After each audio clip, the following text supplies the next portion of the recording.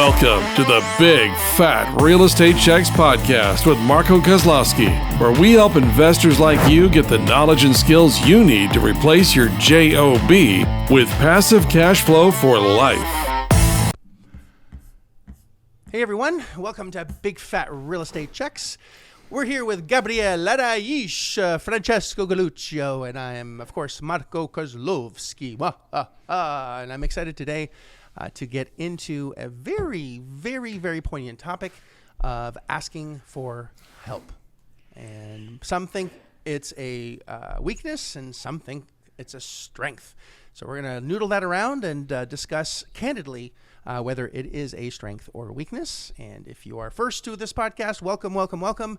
Our objective is to give you as much value as possible, actionable content that you can use toot sweet right away in order to make big shifts in your life by doing very small things. If you have not listened to the first 10 episodes, please do. It explains asset-based lending and how you can buy assets using none of your own money by structuring deals correctly using skill sets, not money or credit, to really boost your wealth. And today, of course, it is strength or weakness, asking for help. Who would like to begin this extremely important topic? Frank. I didn't want to ask for help. You know what? I think this is a guy thing. It's got to be a guy thing because girls always, they when they know when they need help and they'll seek that help. I think it's a guy. I think it's a pride thing, which is obviously not the right way to think about it. I know when I was down in Florida, it wasn't a podcast. They were just talking about some guy saying, "Be a man, don't ask for help, get lost or whatever, or GPS or whatever. Don't ask for help, be a man, keep driving." Right. So it's definitely a stigma thing with males predominantly, but not to say that women don't do the same thing.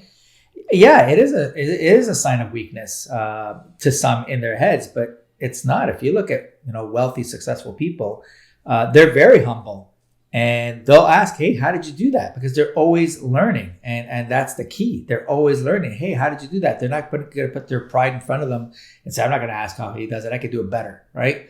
So asking for help is a sign of strength and willingness to listen to others. Maybe there is a way to improve things, and that's why they're probably so successful, because they're okay with asking. And for many other ones, they're doing everything themselves. That's why maybe they're not as successful, or maybe they don't have where they're at in their lives right now, because they're trying to do it all themselves and not ask for help. I think we should maybe define asking for help a little bit, because there's different ways of doing that. And asking for help isn't just asking questions. It's defining a problem that you have at a specific moment in time, then going out and doing research on your own to see if you can solve that problem. And then if you don't understand, or if you don't know where you're going from there, you hit a wall, you can ask for help, and you should ask for help so that you don't waste time. That's kind of one way of looking at asking for help. But asking for help doesn't necessarily mean just asking a question and getting an answer. Asking for help could also be because you don't have enough time to do something, or you're not good enough to do something, and that you want to ask someone who has maybe better capacities than you to help you with that specific part of whatever your situation is. If it's a business and you need someone to handle marketing because that's not your strength, and you don't have time to learn about it, and you can ask someone for help in that instance, and that's going to be a transaction. So help has many meanings, and it's always a strength. In fact, it's always going to be value add when you're asking for help, as long as you're asking help from the right people. So I'd like to noodle around why we don't ask for help. And somehow we're trained not to. Mm-hmm. In school, if you don't know the answer, you fail, right? You should know the answer, because if you don't, then you're held back. At work, in your job, these are things you should know, and if you don't know, or you're not behaving in the right way, or something's a problem, you don't want to maybe rat someone out, or it's affecting you, or you don't know how to handle it, or you're dealt with superiors that are really just shitting on you really, or not doing, they're not allowing you to shine in some way, and you don't know how to ask for help, or you feel that if you're going to ask for help, you're going to get a reprimand of some kind because you're making waves. So I think there's a lot of, first, I think if we can just play with that idea for a second as to why people don't ask for help, and how most of us have been trained not to ask for help, and we feel like an idiot or less than or not good enough if we don't, figure this out ourselves, which can in itself be a real problem and hold you back from being, the amazing human that you are. Well, a lot of it is conditioning, right? I mean, these are all symptoms of, conditioning. I mean, I can look at it from the perspective of if you're, as a I guess a child, if every time you ask help from, your parent, your teacher, you get shut down, then you're going to relate that to, not asking for help in the future, because in your mind, it doesn't serve you. It just leads to nothing. This also, I can speak for myself here in the corporate world, where I was working for, large firms. Sometimes asking for help from, usually you're going to ask someone who's been there longer than you, who most likely has a higher position than you. They sometimes don't have an incentive to help you, because then you're competing for the same position. So they actually might mislead you in the process. And that's something that I've gone through. So asking for help sometimes, this is why I said earlier that, asking for help from the right people has to go hand in hand. It's not just asking for help, because if you just ask for help to ask for help, you may ask the wrong person who has the wrong idea, or who's going to mislead you intentionally, or who's just not going to answer your question correctly, or asking a podiatrist for help with your teeth is just not gonna it's not gonna help you. So at the end of the day, it has to go hand in hand. But for me, I think it all comes from your conditioning, or I guess the history that you've had with your success or failure rate at asking for help. That's funny. I remember watching Nito Cobain. He's a businessman, very successful and wealthy.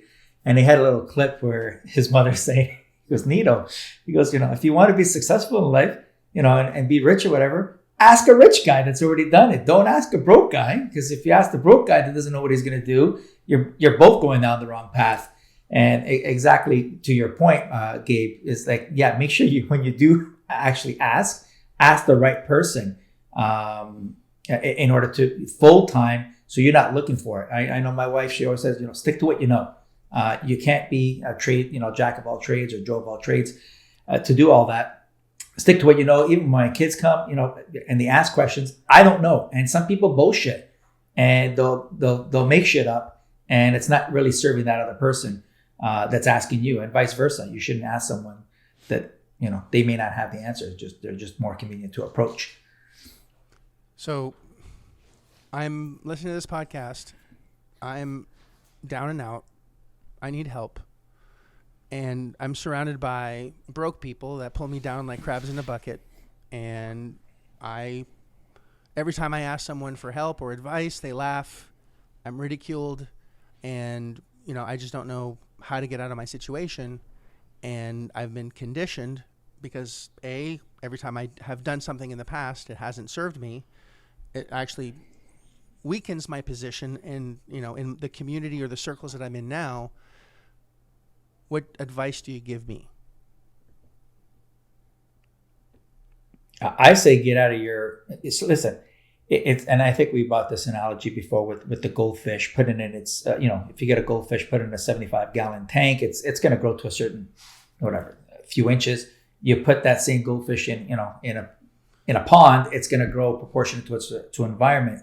So those that are seeking help and want to expand their life and be more successful, you got to get outside of your realm. You got to get outside of your community, like you mentioned, Marco, and not for anything, but join another community that's actually doing what you want to do, that's actually successful on what you want to do, and you got to seek them out. It's like Henry Ford. He didn't know anything about the mechanical part, but he just knew, hey, I want to get rid of the horse and carriage. Let me find people that know how to work with combustion engines and put shit together.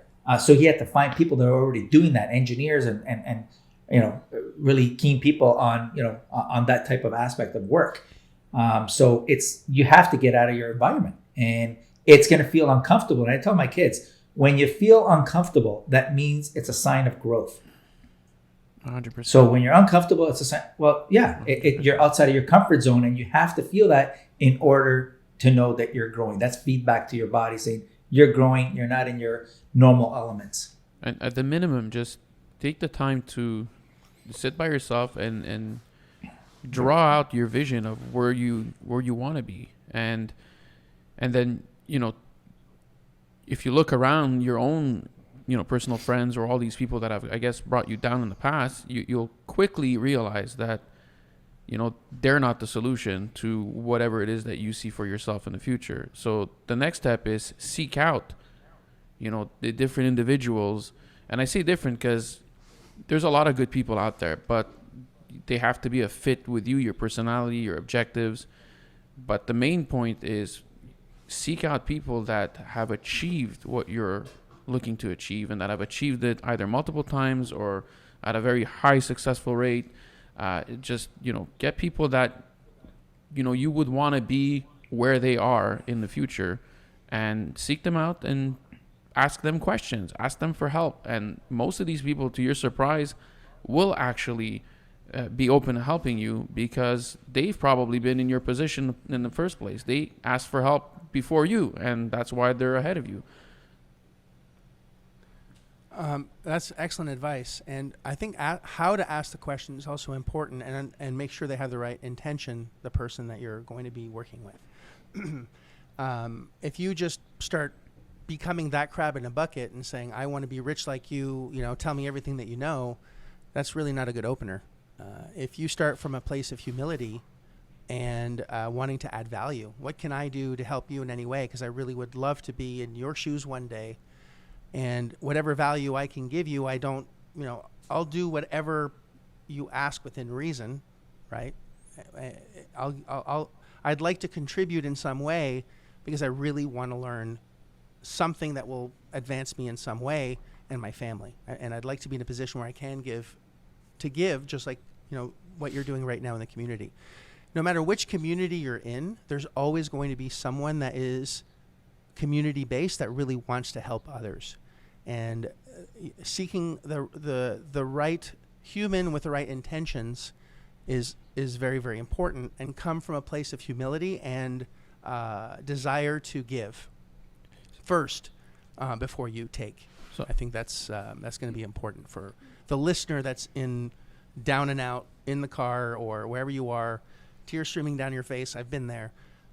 I need a solution. I need to do something in order to get out of the shit that I'm in. What do I do?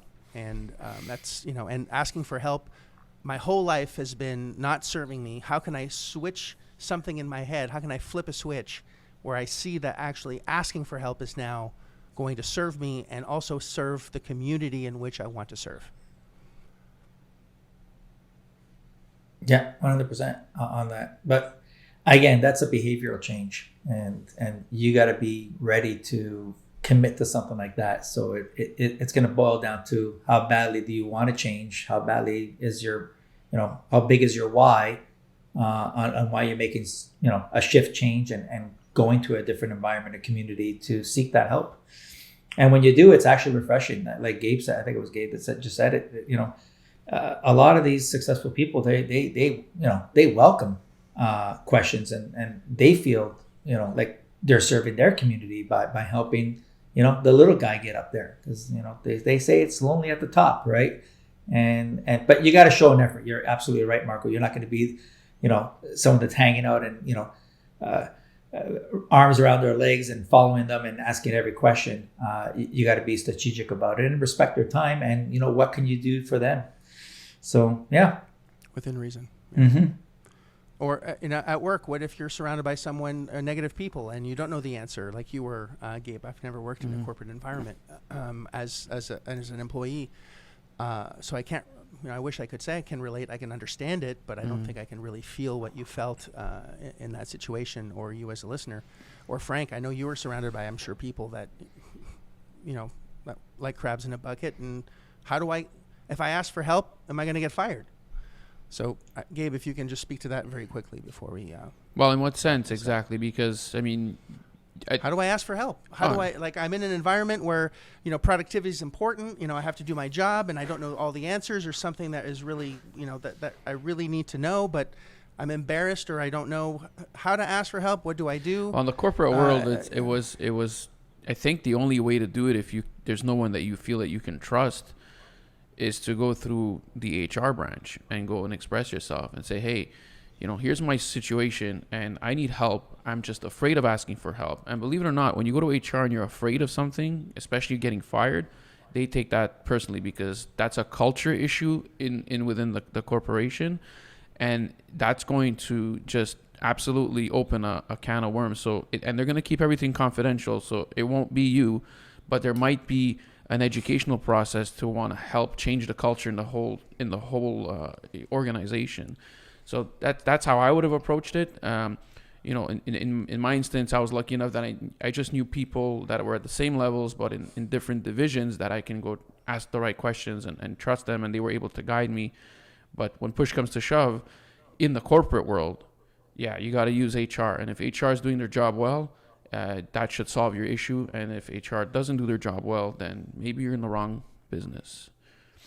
You got to change. Bingo. You got to leave. Bingo. Yeah. Because everyone in the organization should be focused on strengthening the person that's next to you, rowing in the same direction. So the business does better. And if the business does better and the team does well, then everyone should do better as well, right? That's the idea. And you nailed it right on the head on a culture. If there's bad culture and it's poisonous and you do go to the right channels, which you should, and it still doesn't work, as hard as it might be, is go find another job that will actually have a better culture where you're heard, you're understood, and you can ask for help, and it's a sign of strength. And if you're in a culture that it's a sign of weakness and you're, pushed aside over it, it's definitely easier said than done. Just change your environment, but you have to do whatever you have to do so you have joy in your life, and you feel comfortable asking for help. Because I haven't gotten to where I am without asking for a lot of help.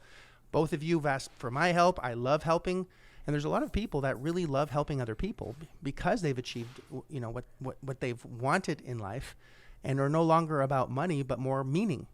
And helping others gives a lot more meaning than money does. Adding a couple extra zeros in my bank account, who cares? Helping a community and helping people really succeed gives our life more meaning. And, we sleep very well at night when we choose to sleep, because we're so busy and so excited to do other projects. We don't even sleep anymore because, well, at least I don't, because just the life is exciting and I have very limited amount of time left, and I want to accomplish and serve as many humans as possible before I expire. So it's coming from a place of joy. And those are the individuals and humans. And that's why I choose to associate myself with Gabe and Frank and anyone else on the team, is the more others are helping each other, the stronger we all get together. And really, that's the key. You can say the culture is right here. Strength in numbers, man. I love it. Yeah, absolutely. Well, strength in numbers with everyone rowing in the same direction. And, that's important. There's got to be a common denominator, 100%. Yeah, we all have the same And goals, if you haven't been priorities. in the corporate world, I mean, you can't relate a little bit like Marco. Most people can relate to a bad relationship. If you're in a toxic relationship with a spouse or girlfriend, boyfriend, or whatever it is that your relationship is with, if it's toxic and you stay in it continuously day after day, and you either get shit on or whatever it is that you hate keeps happening over and over and over and over again, you'll eventually, I think you'll understand that you need a change. Making the change is totally separate from understanding or realizing that you need to make a change. These are two separate aspects, but the change won't happen until you actually make the change. So you a lot of people will stay in a toxic relationship for different reasons. They convince themselves that they'll be better off than not because they're afraid of, something else. Something new is always different. I mean, if you've been with someone for 20 years and it's not working out, being single again in a new world or whatnot could be scary. But what's going to bring you the most joy, and 100% of the time in that situation, it's going to be a change. And that's the same thing, whether it's in your own personal situation, if it's financial, it's going to be the same thing. You need to make a change. You probably know that you need to make a change because you've been doing what you're doing for however long you've been doing it, and you are where you are, and evidently you're not happy with that. So a change needs to happen. So you've realized that already. You know it. If at least not subconsciously, you know it. The next step is you have to go out and make that change, and that starts with asking for help. It's definitely not a sign of weakness. Take it from us. We've all asked for help. We continuously ask for help. I still call Marco and ask him for help. I'll call Frank and ask him for help. These are people I trust, and when I'm having issues with either different businesses or different situations, or even finding an insurance broker in Florida, I will call and ask for help. It's just the way it is. And there's just coming back to the relationship before I forget my train of thought. And there's whatever you're going through, you're not the first one on the planet to have changed the situation or improved something in their lives. Seek out someone that has been in a shitty relationship for a while. How did they get out of it, and what was the process in order to do that? And then if they did it unsuccessfully and they're miserable, don't keep asking the question. Go to someone else, because I'm sure someone would be delighted to tell you how to avoid all the pain that they went through in order to be happy today. Well, and it's just find the human that has been there, done that, and ask for help, and your life will be a lot better, a lot quicker, and you'll be able to savor the finer things, have more joy, and be able to really focus and do the things that are important. And that's that. So, gentlemen, appreciate you, listener. Hopefully this was helpful. And of course, if it was, please comment, like it, love it, share it, subscribe. And I'm really looking forward to seeing your results. Listening to this is great, but action is much more important than meditation. So please do whatever you can to improve every single day so you can grow and be the human that you deserve to be. And I look forward to seeing your success. Thanks, guys. Appreciate you. And see you on the next episode. If you like this episode of Big Fat Real Estate Checks, then show some love by leaving a comment and a good rating. Also, as a thank you for tuning in today, we've got a special free gift. The journey to passive cash flow for a life starts by finding deals, and it's easier than you think. Simply go to getdealsbytuesday.com, enter your email address, and we'll send you a free quick start course called Deals by Tuesday. Even if it's 11 p.m. Monday night, this course will show you how to find discounted real estate deals by Tuesday. It's that fast and simple. Go to getdealsbytuesday.com and start your journey toward life-changing cash flow today. Thanks for tuning in, and we'll see you on the next episode.